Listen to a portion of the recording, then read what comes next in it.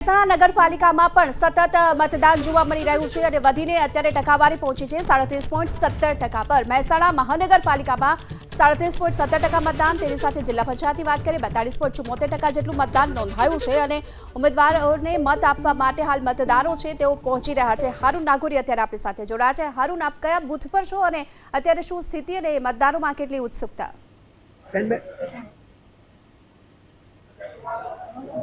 जी, મહેસાણા મહાનગરપાલિકા સાથે મહેસાણા જિલ્લા પંચાયત અને મહેસાણા 10 તાલુકા પંચાયતની ચૂંટણી માટેનું મતદાન આજે થઈ રહ્યું છે।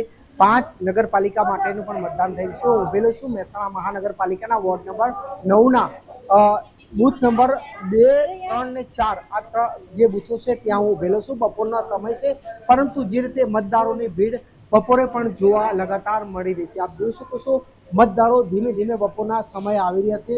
વાત કરીએ મતદારોની તો અત્યાર સુધીમાં જે મતદાન પ્રક્રિયા છે તે વહેલી સવારથી જ લોકો લાંબી કતારોમાં મતદારોમાં લાગ્યા હતા।